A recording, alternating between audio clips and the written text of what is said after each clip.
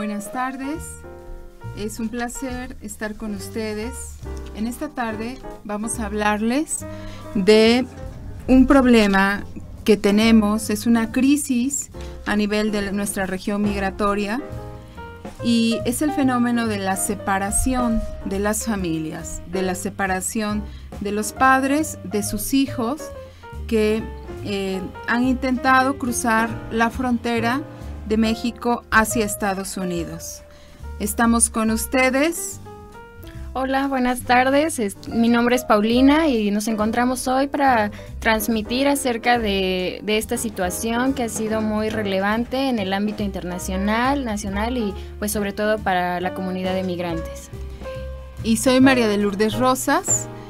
Ambas pertenecemos a la Facultad de Ciencias Políticas. Paulina es alumna dedicada a la investigación y yo soy profesora investigadora y también me encuentro como investigadora en la oficina que la Universidad de Nueva York tiene en la UPAEP.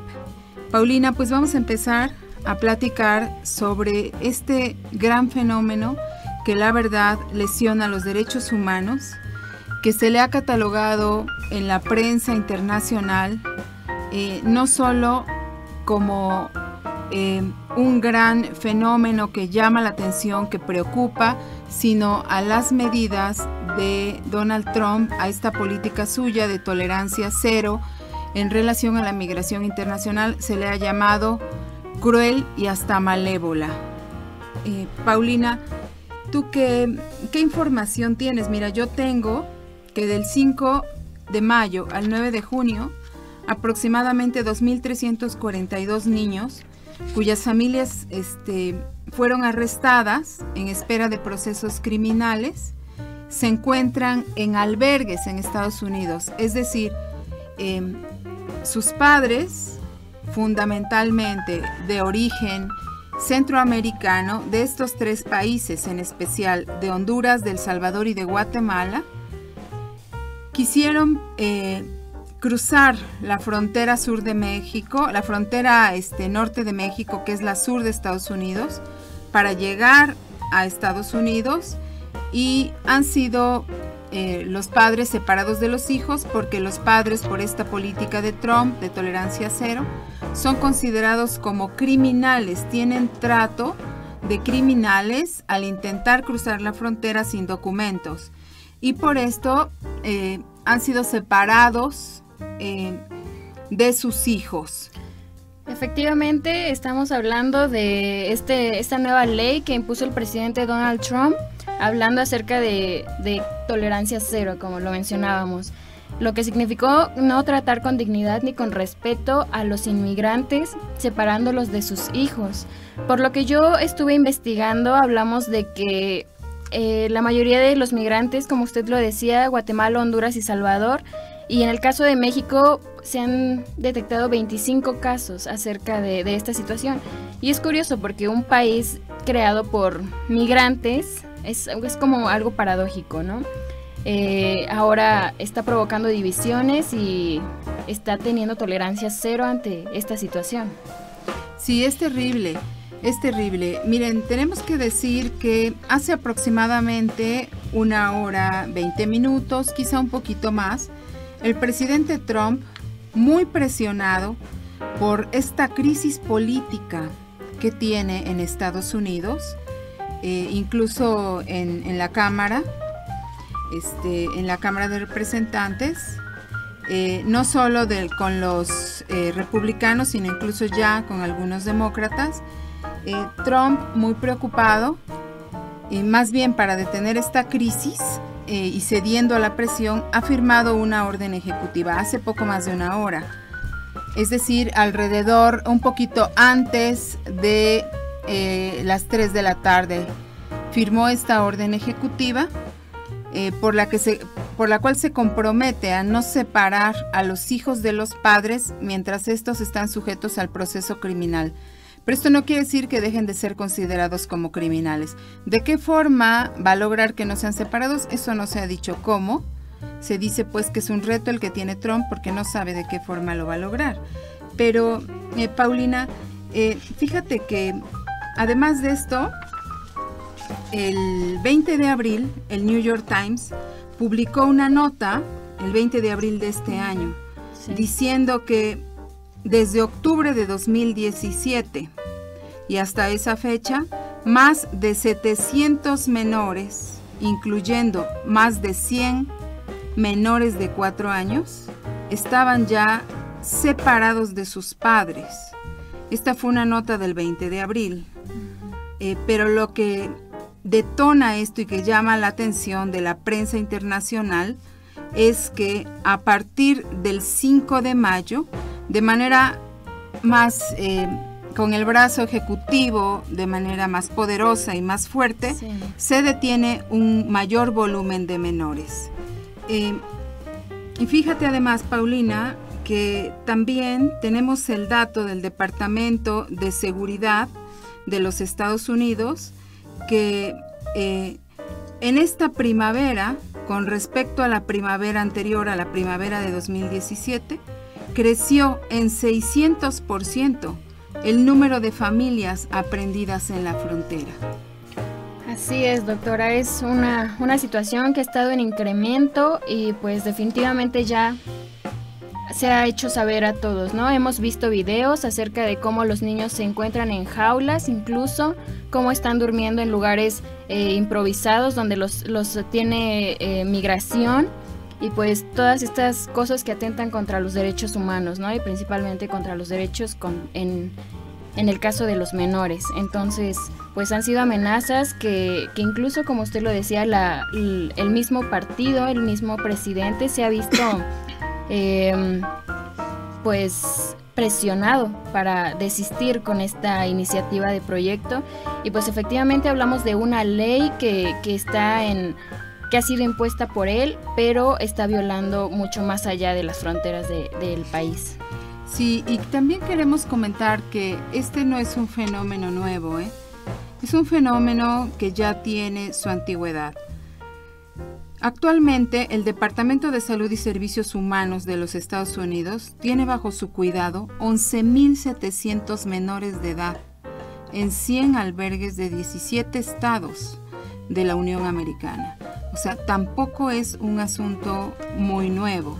Lo que sucede es que la política de tolerancia cero de Trump llama la atención porque de manera masiva se aplica y el volumen de menores que separan de sus familias es muy alto. También quisiera que pudiéramos comentar un poco, Paulina, acerca de el trato que Trump les da de criminales. Así es. A los migrantes que no llevan documentos y que quieren ingresar a Estados Unidos. Sí, así es, se les ha hablado y muchas veces hemos oído amenazas en las noticias de cómo el presidente ha llamado personas que son como un peligro para su nación, ¿no? Sí. Están dando entrada y, como él lo dijo, Estados Unidos de América no será un campo de inmigrantes. Entonces, esto de fortalecer las fronteras ha sido algo sumamente radical y que no está bien. Exacto, y bueno, es importante también que nosotros pensemos que si bien lesiona los derechos humanos de los migrantes, no solo tiene que observarse así, tiene que verse esto también a la luz de lo que llamamos salud pública. La salud pública, es decir, la salud de los grupos, de los colectivos, de las comunidades, la salud de las naciones, es decir, aquel estado que afecta a todo el grupo. En este momento nosotros tendríamos que recurrir al concepto de salud pública para ver qué está sucediendo con estas personas. Los migrantes, como decíamos, fundamentalmente centroamericanos, están viendo lesionada de manera muy importante su salud de manera individual, pero se vuelve un fenómeno colectivo y se vuelve un asunto de salud pública, es decir, que tiene que ser cuidado por los gobiernos. ¿Por qué se merma su salud individual? Porque ellos salen de casa, imaginemos a un hondureño que ha salido de casa y tiene que cruzar otras fronteras antes de llegar a la frontera sur de México.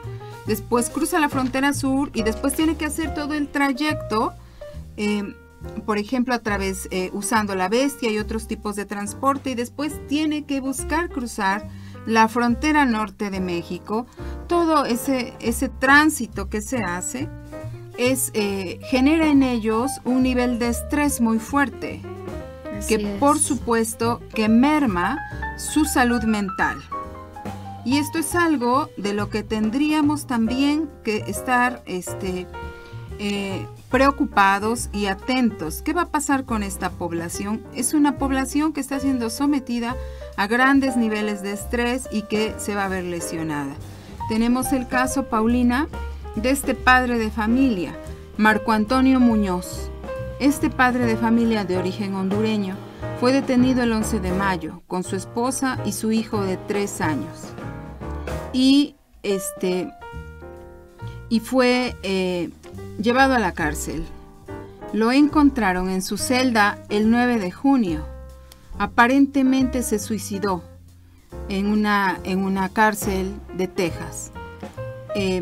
Bueno, tendríamos que pensar que son sujetos que han sido sometidos a niveles de estrés terribles, sí, y que la separación de su esposa y la separación de su hijo es el tiro de gracia.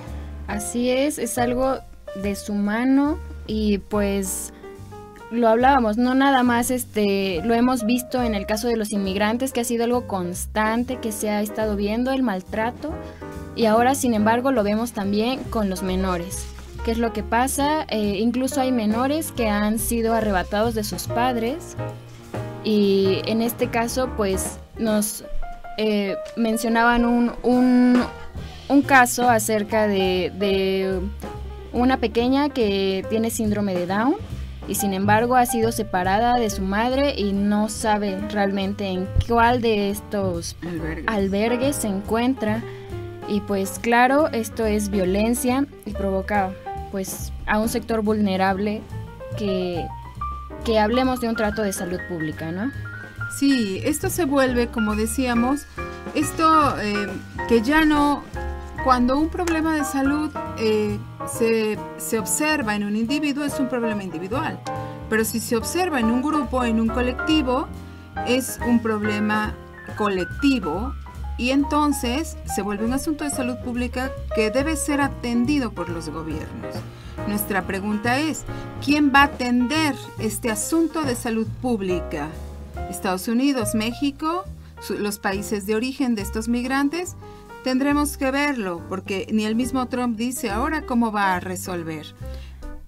Así es una controversia, pues esta gente, como sabemos, sale huyendo de sus países, quienes no muchas veces proporcionan seguridad, ¿no? En la vivienda doméstica, etcétera. Entonces, vemos cómo hay una violación de derechos humanos.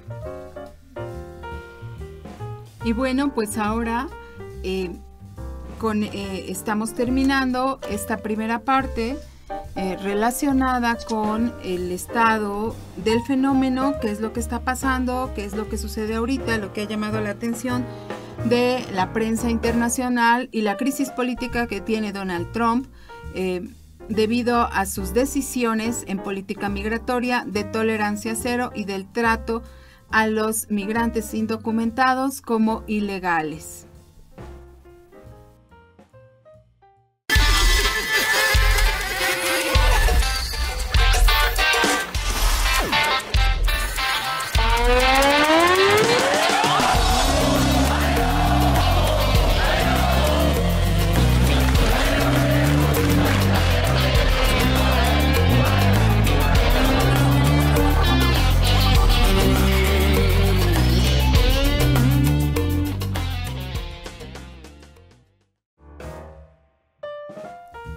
¿Cuáles son las causas de la migración centroamericana hacia Estados Unidos?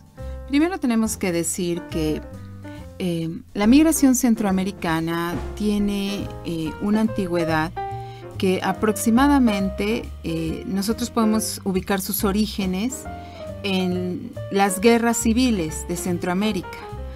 cuando las guerras civiles en Centroamérica someten a la población a la zozobra, quienes migran hacia los Estados Unidos no son el grueso de la población centroamericana, sino aquellos centroamericanos que eran líderes en sus países y, por supuesto, tenían recursos económicos y son quienes se van.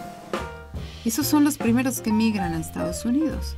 Posteriormente, ya en la década de los años 90 del siglo XX, nosotros ya encontramos que la población, el centroamericano común, empieza a migrar. Y entonces nos encontramos ya ante una migración que se va extendiendo. ¿Y cuáles son las razones de esta migración? Por supuesto, las razones de la migración centroamericana son, en primer lugar, económicas, es decir, buscan una mejor vida y todo ser humano tiene derecho a buscar una mejor forma de vivir. También migran ante la violencia que empieza a sacudir a esos países, específicamente a Guatemala, a El Salvador y a Honduras. Y entre estos también, y hablando de violencia, migran también aquellos que la guerrilla, que las guerras civiles en Centroamérica fueron vistos como los despreciados. Estos seres humanos que sabían manejar muy bien armas, se van de forma ilegal, entran a Estados Unidos y se establecen algunas pandillas, que en Estados Unidos se les dice gangs y ya en nuestro Spanglish decimos gangas. Algunas de estas pandillas se establecieron en Los Ángeles y se hicieron muy famosas y se enfrentaron, por ejemplo, a pandillas de afroamericanos y sabiendo ya el manejo de las armas, adquirieron otras armas y al haberse enfrentado a las pandillas de los grupos afroamericanos, sofisticaron mucho su forma de actuar. Esto lo digo porque lo voy a tomar después como un elemento que está impactando en la situación actual de Centroamérica. Entonces estas migraciones ocurren alrededor de los años 80, alrededor de los años 90 y fundamentalmente fueron los elementos con los que inicia la migración centroamericana. Pero en 1986 Estados Unidos emite lo que le conocemos como IRCA. Es una ley que por sus siglas en inglés es IRCA, es Immigration Reform and Control Act. IRCA permitió a los inmigrantes establecidos en Estados Unidos de forma indocumentada que regularizaran su situación. Es en este momento que, por ejemplo, muchos mexicanos regularizan su situación migratoria, empiezan su proceso para la nacionalización y llevan a su familia de México a Estados Unidos y se establecen en Estados Unidos. Y entonces tenemos una migración mexicana que deja de ser circular, es decir, esta migración de ida y vuelta del padre que iba a Estados Unidos, trabajaba y regresaba con dinero a México y se vuelve una migración de familias que se establecen en Estados Unidos. Eso es en el caso de la migración mexicana. En el caso de la migración centroamericana, IRCA no solo logró, no solo tuvo este impacto, sino en el caso de la migración centroamericana tuvo otro impacto. IRCA además ordenó que los migrantes con antecedentes penales fueran repatriados, o sea, fueran enviados a sus naciones de origen. Y entonces Centroamérica recibió a muchos de estos miembros de gangas o de pandillas que ya habían sofisticado su forma de usar armas y de pelearse, en fin, de realizar crímenes. Y entonces regresan a Centroamérica. Esto y la situación de pobreza ha detonado lo que llamamos la violencia estructural es decir, naciones que están llenas de crimen organizado y de pandillas, y son un elemento que ahorita está provocando también que muchos centroamericanos quieran salir de su patria porque son amenazados por las pandillas. Por ejemplo, una familia, cuando sus hijos empiezan a crecer y empiezan a dejar la adolescencia, a ser jóvenes, las pandillas se acercan a ellos y les dicen: tu hijo es mayor ya y tiene edad para irse a la ganga, para irse a la pandilla. Y si no se los permiten, pues de cualquier forma lo arrebatan. Entonces esta es una de las razones por las que van huyendo de la violencia estructural.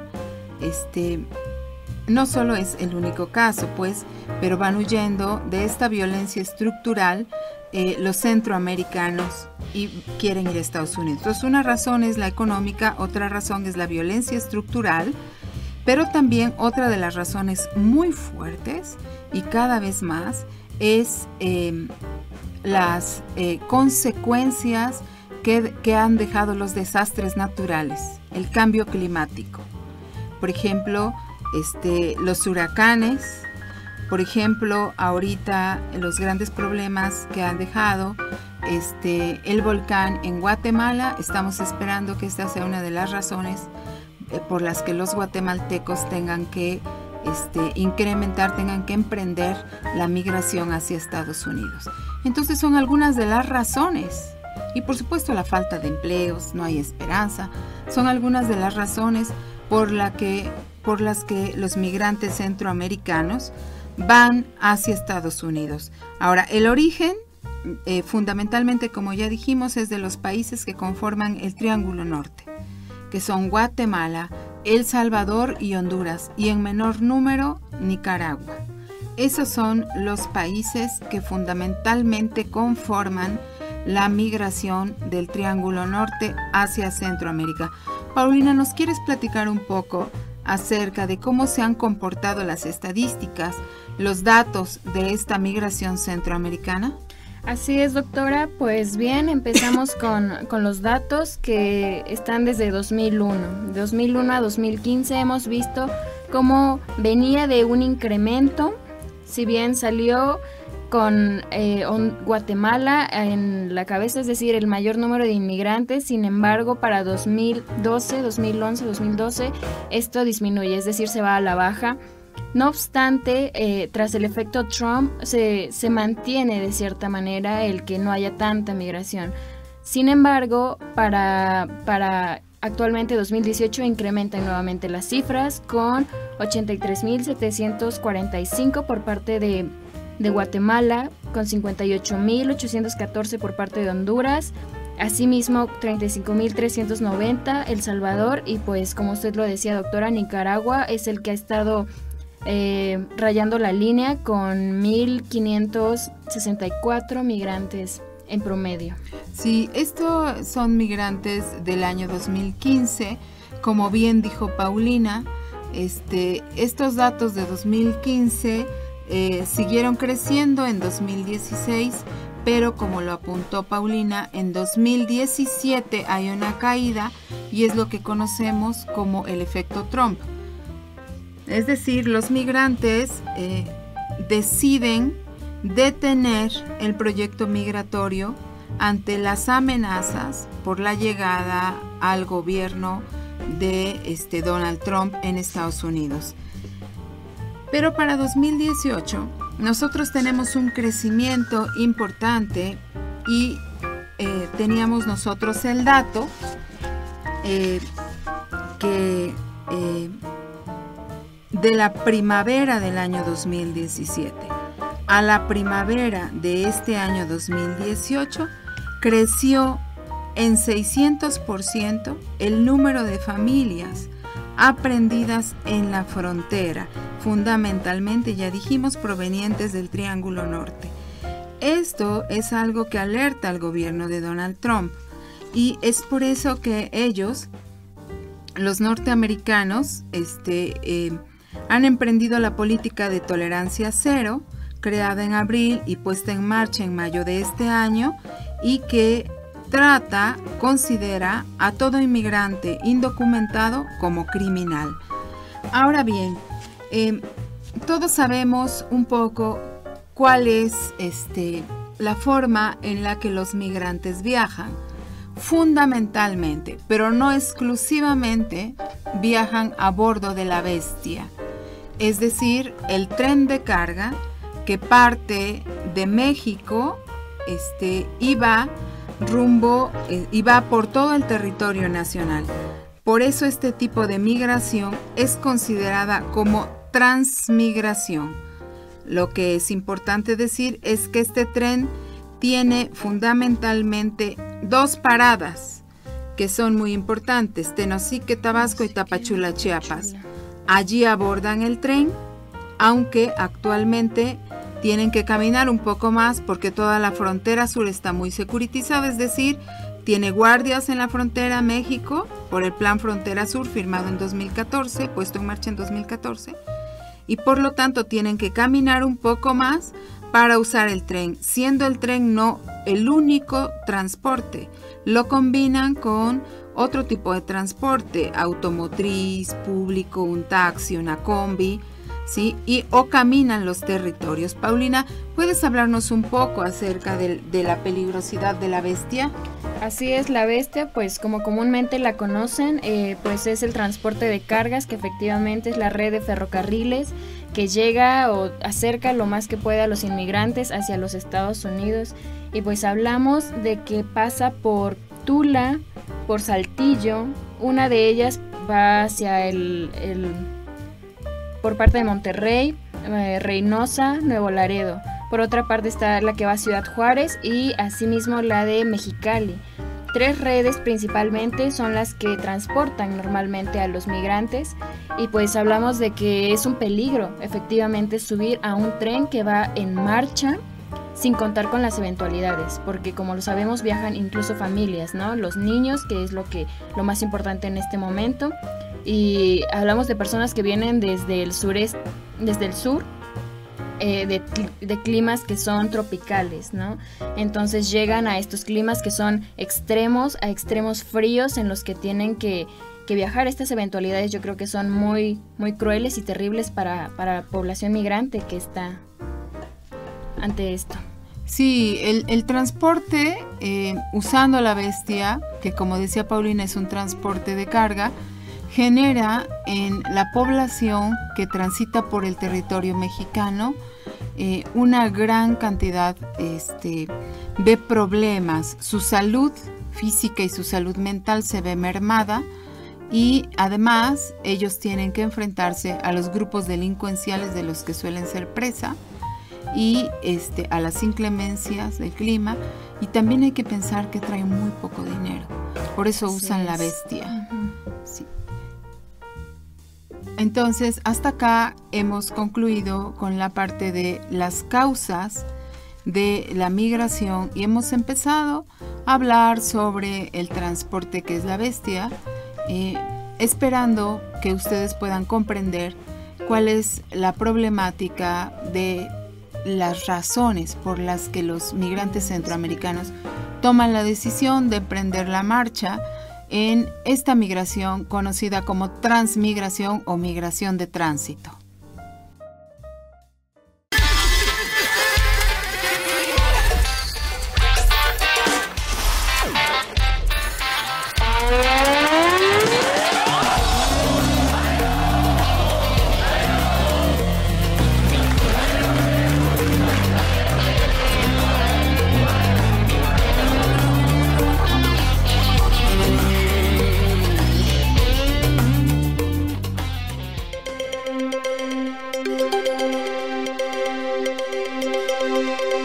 UPAEP, rumbo al 50 aniversario.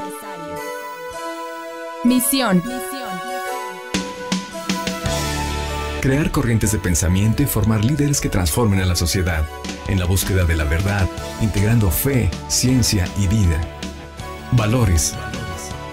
Junto a la verdad, el bien y la belleza, nuestra universidad sostiene como valores rectores la dignidad de la persona humana, la libertad, la solidaridad, la subsidiariedad, la congruencia, el respeto, el amor y la justicia. Visión. Somos una comunidad universitaria fraterna, congruente, alegre y comprometida, que es referente en la conjunción del pensamiento humanista, cristiano y las ciencias, que forma integralmente líderes con alta calidad profesional y compromiso social. Contribuye a la transformación de la sociedad con propuestas pertinentes, orientadas a la consecución del bien común. Tiene presencia e influencia en los ámbitos local, regional, nacional e internacional. Centra la gestión en la persona y optimiza los recursos al servicio de la misión institucional. Líneas rectoras. Atreverse a vivir congruentemente nuestra identidad, como ejemplo de virtud en el servicio, con respeto y amor al prójimo, para la transformación social en orden al bien común. Privilegiar a través de la academia la formación humanista cristiana en busca de la excelencia científica y profesional, con pensamiento universal y trascendencia social. Crear sistemas académicos de auténtica pertinencia social, a través de la docencia, investigación y extensión, para enriquecer la cultura y participar en la solución de los problemas fundamentales del país. Involucrarse en la formación y desarrollo intercultural de la comunidad universitaria a través de ámbitos y vínculos de internacionalización. Lograr ambientes de confianza, colaboración y servicio, dentro de una cultura de austeridad, transparencia y evaluación. UPAEP, rumbo al 50 aniversario.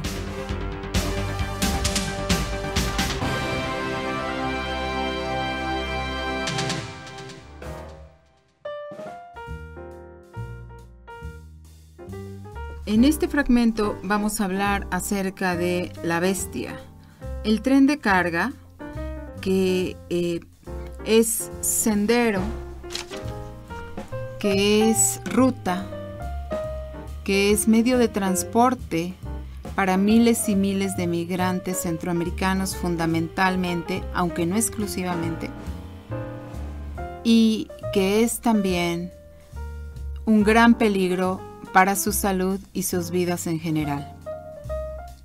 La bestia es un transporte de carga, que se le ha llamado la bestia a este tren de carga que cruza todo nuestro territorio nacional, todo el territorio de México, y que tiene dos puntos de inicio en el sur, Tenosique, Tabasco y Tapachula, Chiapas.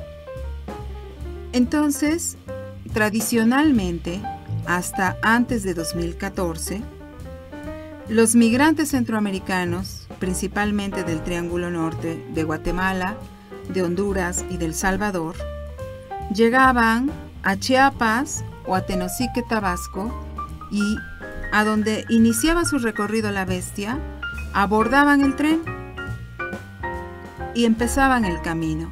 Este es un tren de carga. Por lo tanto, los migrantes iban trepados donde podían o van trepados donde pueden. Se suben donde puedan agarrarse. Y esto hace que peligre mucho su vida, porque donde pueden, ellos se trepan, se transportan, incluso se amarran para no caerse.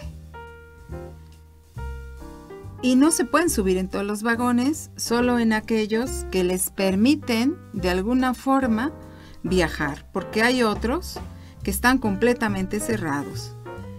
Entonces, a lo largo del recorrido de la bestia, que hace su recorrido, la bestia por diferentes partes de México, a lo largo del recorrido de la bestia,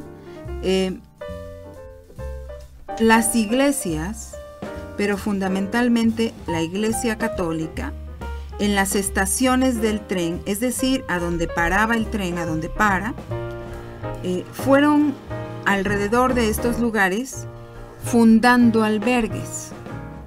La Iglesia, con su vocación siempre evangélica, de vengan benditos de mi Padre, porque era forastero y me recibiste.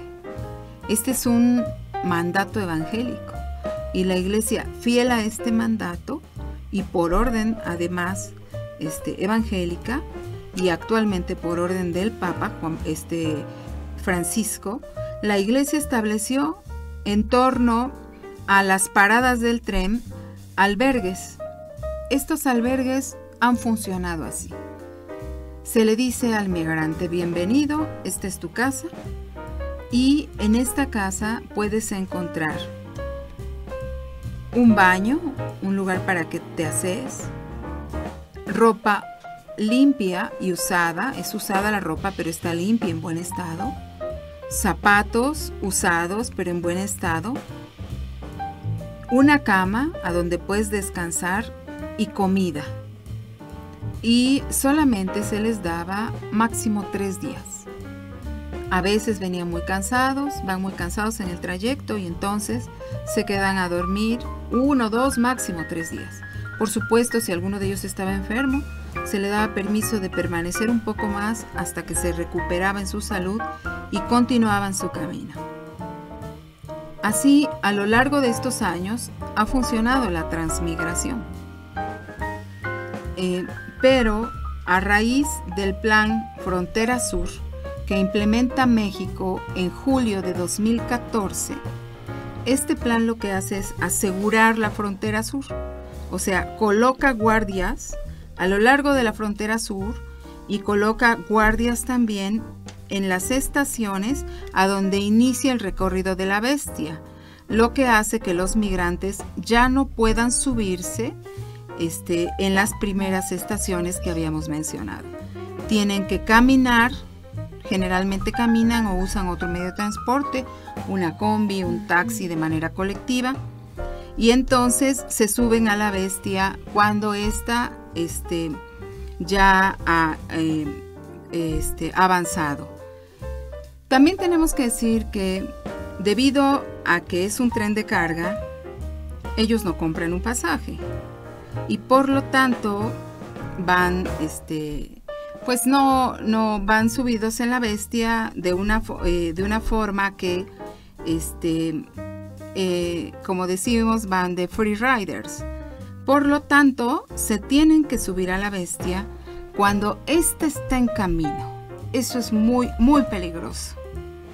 Porque al subirse cuando ésta está en camino, en algunas entrevistas nos han platicado los migrantes que ellos tienen que, empieza su caminar, su recorrido, el tren, y ellos empiezan a correr hasta alcanzar, desarrollan la misma velocidad que la bestia y literalmente se emparejan al tren y se toman. Sí, se toman de las escalerillas. Sí. Primero con una mano, después con la otra y después suben los pies. El problema es que en muchas ocasiones no alcanzan a tomarse ni con una mano, a veces ni con las dos, y finalmente caen en las vías del tren. Esto a veces les cuesta la vida o les cuesta la mutilación de algún miembro, de alguna pierna, de las dos piernas, de algún brazo, alguna mano. Y entonces tenemos sujetos que ha cambiado su vida para siempre. ¿No lo crees así, Paulina? Sí, hemos visto casos de migrantes que han sido mutilados por la bestia, que a veces no tienen una pierna y que pues sin embargo llegan a estos centros donde buscan el apoyo, ¿no? La ayuda para poder salir adelante, porque decimos, vienen huyendo de una realidad en el país y llegan a toparse con estas situaciones de peligro y ahora pues está en peligro su salud, no llegaron al lugar en el que tenían planeado y se encuentran en ciudades desconocidas donde son incluso atacados, ¿no? Sí, claro. Es importante decir que